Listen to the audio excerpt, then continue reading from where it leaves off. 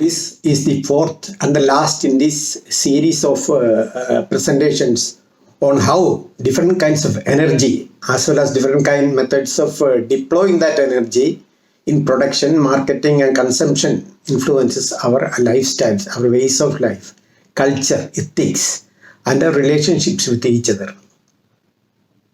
These presentations are based on the books The Origin of Family, Private Property and the State by Friedrich Engels and The Third Wave by Alvin Toffler. According to these bestsellers, biologically modern human beings appeared on the surface of the earth some 200,000 years ago. And there was little to distinguish the way they lived from the way animals lived, except for his tools made of stone, wood, creepers and other raw materials found in nature, and except for his mastery over the technology of making and using fire as needed. Subsequently, man turned to the agricultural pastoral way of life some 10,000 to 15,000 years ago, and further on to the industrial way of life a few centuries ago, and finally to the digital way of life hardly 50 years or half a century ago. Alvin Toffler pictured these different ways of life and technologies as waves. Thus, he termed the agricultural way of life as the first wave, the industrial way of life as the second wave, and the digital way of life as the third wave. But the term wave seems to be a bit too tame for the huge impact these changes in technologies had on mankind.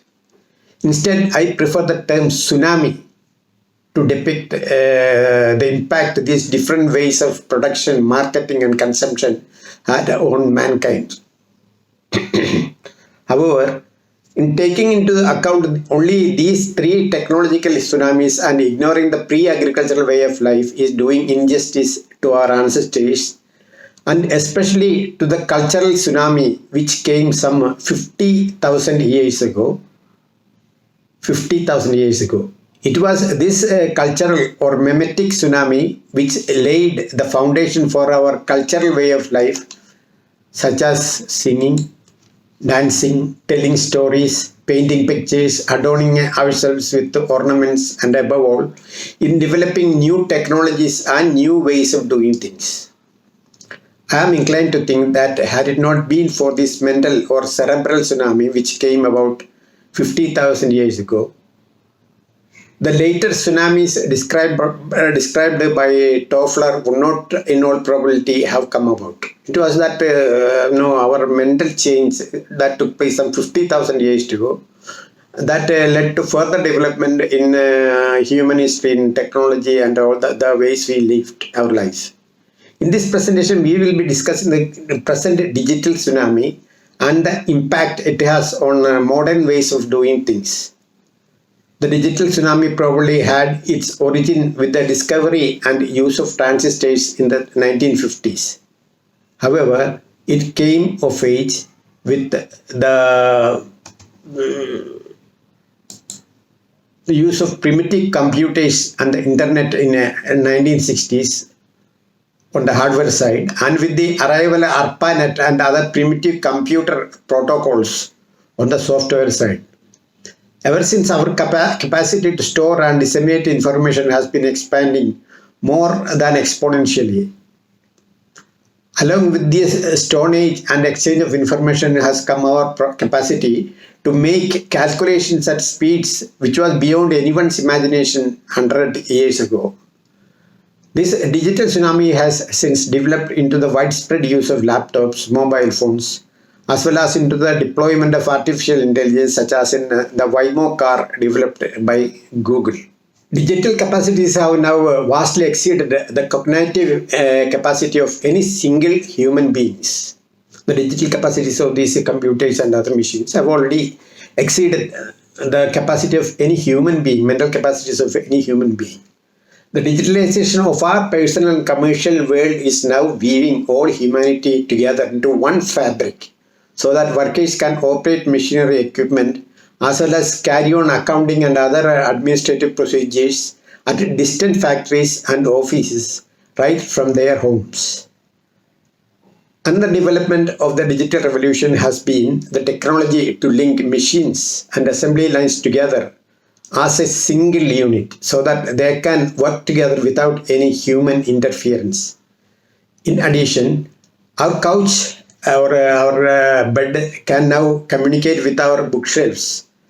Our fridge can communicate with our grocery stores. Our car can communicate with our driving, with the one driving next to it, going next to it, and the crop in our field to the harvester, and so on. In short, this digital tsunami will connect things such as cars, homes, cities, nature, and people into an integrated global web. Other salient features of the digital tsunami is the emergence of various high technologies such as cloning, global communications, networks, nanotechnology, superconductors, and what have you. In the Stone Age, man used his own metabolic energy for gathering more energy from the food and fruits and whatever he ate.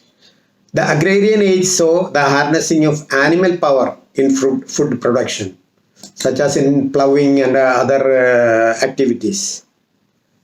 With the industrial age came power from fossil fuels such as from coal and petroleum for running everything from cars to huge machines. With the digital wave has come energy from non-conventional sources such as solar, nuclear, geothermal and various other forms of energy, as well as optimization of the usage of conventional forms of energy with better designs and technologies. In the Stone Age, man wandered around in bands of isolated nomadic groups who seldom engaged each other, and so life was governed by simple, egalitarian and transparent politics. With the agrarian way of life, organized aggression became institutionalized, and humans coalesced into villages, countries, kingdoms, and empires. All of them based on the right of might. The industrial age, on the other hand, was based on the might of capital and management techniques, which in turn were based on standardization, concentration, centralization, synchronization, and research and technology. We have explained all this in the last program or last talk. Democracy was one of the offshoots of the industrial way of life in which centralized representative forms of national governments played a significant role. In contrast with the digital wave based on knowledge and the internet, we see the decentralization of the industrial age and decentralization of power structure on one hand, and integration of these decentralized organizations to global organizations for more efficiency of production and administration. As a result, NGOs as well as student groups, labor and trade unions, religions and similar groups will have their say in making decisions for the world of the future. The industrial tsunami also saw the breakdown of traditional family structures such as the joint families of the agricultural age and brought in the nuclear families of the industrial age. The digital tsunami in its turn is making obsolete even these nuclear families. The digital tsunami also broke down traditional political structures as disorganized people were able to organize demonstrations at short notice without any apparent leadership, such as in the Arab Spring movement, as well as in the recent demonstrations in Hong Kong against China's draconian laws. Now, in the face of the Corona-19 pandemic, governments, NGOs and disorganized men and women at all levels of life have been able to organize themselves into transient voluntary groups to take on the pandemic thanks to the new technologies of the digital age. In like manner, the casualties in natural catastrophes such as during earthquakes, storms, typhoons and tsunamis have been reduced considerably in modern times thanks to these modern technologies of the digital wave. This becomes very much contrasting when we consider the fact that the Black Plague, which was similar in scope to the COVID-19 pandemic, hit the world in the mid 14th century, and it took a heavy toll of about 200 million dead, just because they didn't have the technology to meet that pandemic. As of now, much of humankind lives in the agricultural tsunami, which brought with it institutions like religions, marriage, family, and private property, as described in my second presentation of this series of talks. In contrast, most of the world's urban populations live in the industrial tsunami, which brought us democracy and globalization. A small fraction of the world has now entered the third tsunami based on digital technologies. However, these later tsunamis, the industrial and the digital tsunamis, have affected us only superficially. Because most of the populace, even in these modern tsunamis, are still locked up in the institutions of marriage, private property, and religions, which are products of the agricultural tsunami and its mental attitudes. Then there are memes and concepts like nationalism, patriotism, and other strains of thoughts which are products of the industrial way of life and which have no relevance in the globalized economies of the immediate future. What is more, though there is a large-scale digitalization, we still have to depend on products of the industrial age, such as paper and mass transport, in our everyday life even now. The Stone Age had lasted for hundreds of thousands of years. The agricultural age lasted for just about 10 to 15,000 years ago. An industrial age for a mere 300 years. If this is an indication of things to come, then the modern digital age is likely to last just a few more decades before we spring on to the next tsunami, or the technological tsunami. What that next technological tsunami is going to be is hard to guess at this point in time. Maybe it may not even be technological. It may be same on the social front or other fronts. My guess is that next tsunami is going to be based on mutual cooperation between people of divergent cultures and ethnicities, as well as between different political and commercial interests who used to look on each other with fear and mutual suspicion. For the last hundreds of thousands of years, our social attitudes have been based on mutual suspicion and confrontation, even in the more advanced nations of the world. This attitude of mutual distrust makes mutual trust and cooperation difficult to achieve. What is more, politicians confound the situations by taking advantage of our mutual distrust to their own political benefit. Another side to this is that politicians who speak all the time of decentralization and democratization of power are reluctant to let go of their own privileges once they are in power. To start with, the ultimate target of modern humanism is the united peoples of the world, to include all people of the world with equal say in the running of a world organization.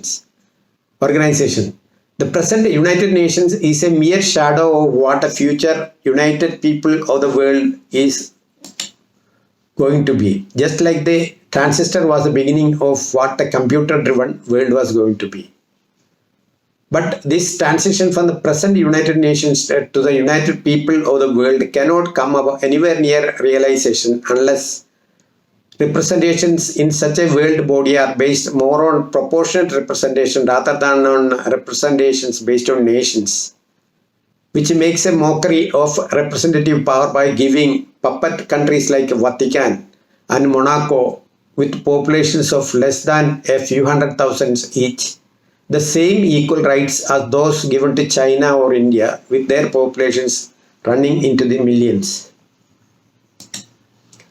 Another hurdle in the path of a global integration of people is the special rights enjoyed by the permanent members of the Security Council, which makes a mockery of the pillars of humanism such as freedom, equality, fraternity, and empathy. Above all, a universal or global political structure will have any meaning if and only if all national armies are disbanded and an international army or police of the people is installed instead. I may also point out that even this constitution of united people of the world based on proportionate representation is likely to be obsolete as digital polls will make direct personal involvement in international issues possible. However, such a direct involvement of people in a united people of the future will have any meaning if and only if we shed our parochial attitudes and our prejudices built over the past hundreds of thousands of years of mutual suspicions. The modern digital wave saw the emergence of the internet revolution, the weakening of the nation states, the globalization of industry as transnational corporations, and the breakdown of family values. The digital tsunami also saw the shift of industries to the countries of Asia in what is called outsourcing. These countries of Asia are expected in their turn to push these operations of the industrial tsunami to the nations of Africa. One of the reasons for large factories and institutions in the industrial age was that it needed operators, managers, accountants, and other office and factory personnel to be located at a place where the manufacturing operations took place. Now, with the modern gadgets, it is possible for a handful of people working from home to cater to the production, management, accounting, and other administrative functions of different firms located at different places. This work from home environment also can reduce considerably the need to commute to and from work. The COVID-19 pandemic has quickened the work from home way of life. Schools also have taken to study from home schedules. Both these and the work from home and the study from home modes can keep the family together at home as things were in the agrarian age. However, in the agrarian age, all family members were engaged in various agricultural activities with a common purpose. Whereas in the modern conditions, each member of the family will be engaged in his or her own different kinds of tasks and the children will be focused on their subjects of study. Consequently, the work or study from home kind of life may not have the cohesive force on the family members as the home-based tasks had in a agricultural society, where tasks were shared between family members. This brings us to the question as to what the families of the digital age will be. Marriages and families are social vestigial organs or institutions from the agrarian way of life. Obviously, these vestigial institutions will die out, but what will come instead is hard to guess. Single mothers will be going to be the norm rather than the exception in the coming age as more and more men and women go in for more and more disentanglements from the problems of marriage and its commitments. Then as more and more children are born out of wedlock, governments will step in with more and more plans to take care of these fatherless children. In the Stone Age as well as in the agrarian age, men and women had their separate spaces and interests. But with the nuclear families, men and women were thrown together into each other's company in nuclear families, which is not the natural way that men and women are designed to live.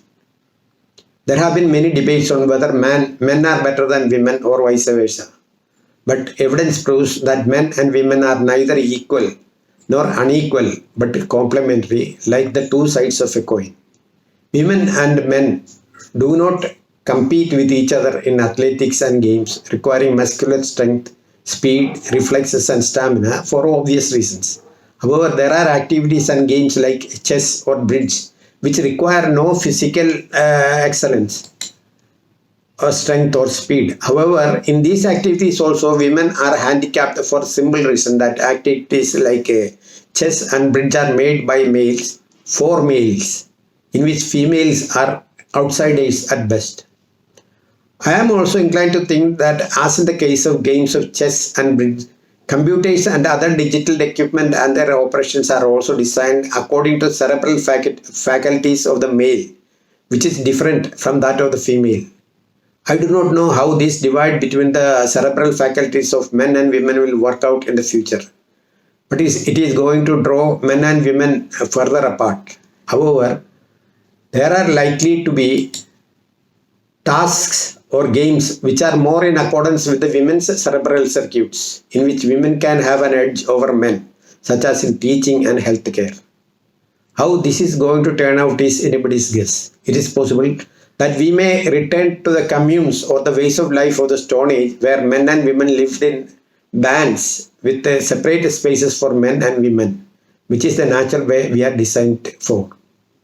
Discussions on life in modern and future times also raise the question as to where the elder generations of men and women or the pensioners will fit in, as they become more and more obsolete with no economic value as in the agricultural age, where their age and experience had their economic relevance.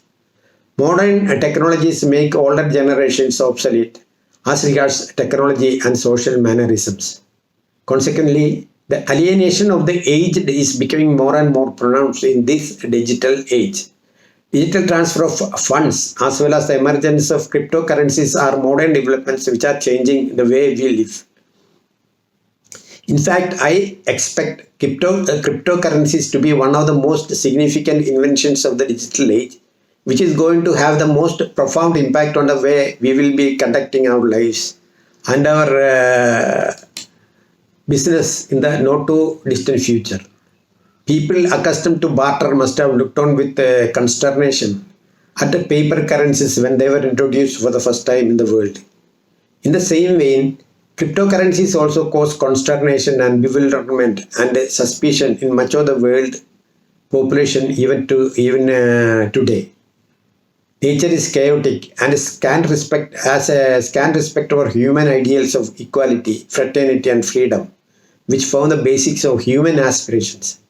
Civilization and technology are perhaps aimed at bringing about a balancing act between natural forces of destruction and human aspirations. We have seen that technologies and ways of production, marketing, and distribution are changing fast with each passing day, and along with it, there is a change in the way we live our lives. Both in the Stone Age as well as in the Agrarian Age, we lived in consanguineous groups or joint families with common economic interests. However, the Industrial Age saw members of the same families being engaged in different economic activities with nothing in common between them. This led to the alienation and the loneliness of men and women in the Industrial Age, which has been pictured well by writers like Kafka and Camus. But with the digital age has come technologies which can keep people in touch irrespective of the physical distance between them. According to Alvin Toffler, the first wave of change, the agricultural way of life, took thousands of years to play itself out. The second wave, the rise of industrial civilization, took a mere 300 years. Today, history is even more accelerative, and it is likely that the third wave will sweep across history and complete itself within a few decades. We who happen to share the planet at this explosive moment will therefore feel the full impact of the third wave or a third tsunami in our own lifetimes. The agrarian as well as the industrial tsunamis were focused on production of goods, with services sector playing only a subservient role. But the digital tsunami brought about a reversal of roles, with the services sector accounting for twice or thrice as much of the GNP of nations compared to the manufacturing sector. The digital tsunami also sees the explosion of sports and entertainment sector to a level which could not have been dreamed of in the past. As a result, the number of white-collar jobs now far exceed the number of blue-collar ones. Tourism is perhaps a sector which is expected to make the best of the digital tsunami, which has brought down the cost of travel. Consequently, even low-income and middle-income groups can plan and enjoy their own niche of the wanderlust.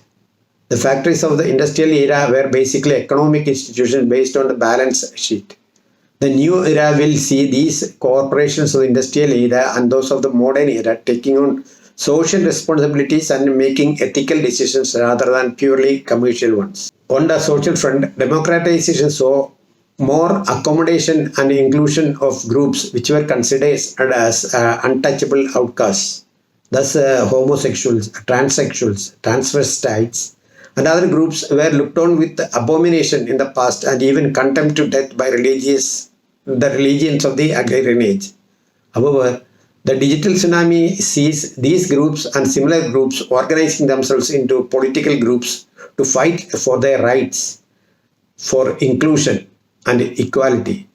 An aberration of the digital tsunami is a wave of religious groups which seem to be spreading their superstitious and parochial tentacles over the globe. Thus, we see evangelists, godmen, quacks, and similar archaic groups exploiting the most modern digital technologies and gadgets to market their obsolete ideas and their malware. Terrorists form another group of people who are misfits in the modern global scheme of things, and they too exploit modern technologies to promote their violent and primitive philosophies of the agrarian societies based on mutual suspicions and bigotry. It is imperative that for a globalized world, we have a globalized language, and for historical reasons, English is destined to be the language of a united people of the world. However, emotions and parochial politics stand in the way of adopting a universal language. There are many online apps that can translate text from one language to another, but none of them have been able to take into account the subtleties, the inflections and the nuances involved in any language. What is more, we are all the time trying to get maximum benefits from minimum inputs. However, keeping languages alive for emotional reasons is a waste of resources which could be spent more fruitfully on development activities. Thus, though Thailand is one of the most popular tourist destinations in the world, its people have been reluctant to adopt English. This may be due to emotional and nationalistic reasons. However, this untouchable attitude of the Thais towards an international language leads to much avoidable problems caused to the international tourist in Thailand. This can be said of many tourist destinations in the world where emotions and nationalistic attitudes stand in the way of adopting English, which is going to be universal language of the future. Conventional customs, philosophies, instincts, and thought processes were based on mutual exclusions, contradictions, suspicions, and intolerance. This may have been due in part to the scarcity of food and resources in the past, as a result of which everyone had to fight each other for these scarce resources in the struggle for survival. But with the industrial and digital ages and their surplus of food and other basic resources, this struggle against each other for survival is no more relevant, and we can afford a more cooperative attitude towards each other compared to the confrontationalist attitudes warranted by the scarcities of the past.